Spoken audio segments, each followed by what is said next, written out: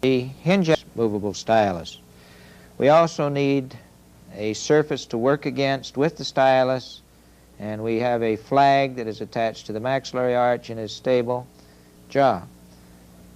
As we made the clutches, we made these so that they would come out of the mouth easily. We have slight indentation, so now we've got to lock these to the mandible and the maxilla, and we do this with the aid of a clutch anchor. We'll use a clutch anchor to anchor this to the teeth. In order to do that, we need to attach the anterior bars to the clutches. Now you can use the regular pantograph bars. You don't need to take off the styluses or the tables. We just use the bar as it is. Now an screw hole. Now you can attach these bars to the clutches many times without stripping the clutch screw hole if you have those oriented properly. So now we have the bar, anterior bar, attached to the clutch. The clutch anchors are, again, pieces of metal that attach to the anterior bar, and these go alongside of the buccal surfaces of the teeth. So this clutch anchor that has a screw and a clamp that fits over the anterior bar, as we have here, that'll be along the buccal surfaces of the teeth. And we place that in that position. There are 4 of these with the assembled clutch anchor, and try this in the patient's mouth.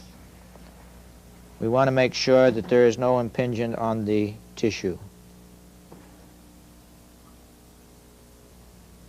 on the buccal areas that will be against the buccal surfaces of the teeth.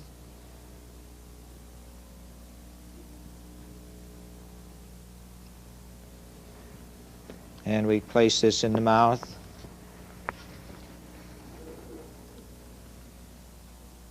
Okay, would you reach up and hold that, please? Make sure that's seated against the teeth. Good. Time, it's best to go ahead and cement these together because the patient closing on the central bearing screw can hold these 2 together. Now close, please. Okay, close. Which to start, and one convenience reference point would be the arbitrary hinge axis. So using the ruler that we have, we can go ahead and line this up on a line from the tragus of the ear to the corner of the eye and make a dot on the skin through the hole in the ruler, and this gives us one of our convenience. The first thing we do is to center the stylus that is attached to the mandible over this point. Now we'd like the stylus as close to the skin as we can get so that we don't produce errors in transferring the axis point from the tip to the skin. So now we have the axis point centered over the axis pin centered over this arbitrary point. We now bring the flag into position. The flag provides attached to the maxilla, provides a surface to move against in the location of the axis. You don't have to have the flag attached to the clutch, dots oriented on the paper. Now what we will do is have the patient arc, opening and closing on the terminal hinge axis, and notice the way that the stylus is arcing. With your teeth together, please move forward and back. Okay, just open and close lazily against that. What you want to do is have the patient opening and closing on the first part of the posterior border movement. As you can see here, she's arcing.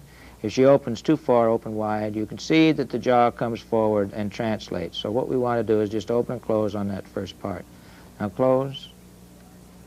You can see that we're arcing in an up and down position.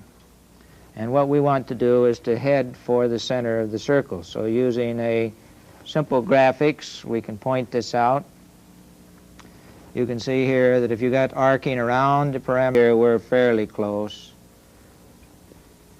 Now, if the patient wanders all over the place or you're not able to zero in and locate this dot accurately, it might suggest that the patient has some joint or muscle problems, and we would stop with the treatment of the case and put the patient on an occlusal splint.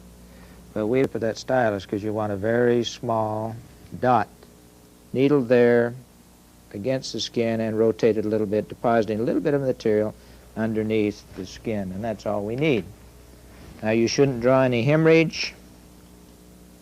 If you do draw a little hemorrhage, the best thing to do is to put a cotton roll over the area so that the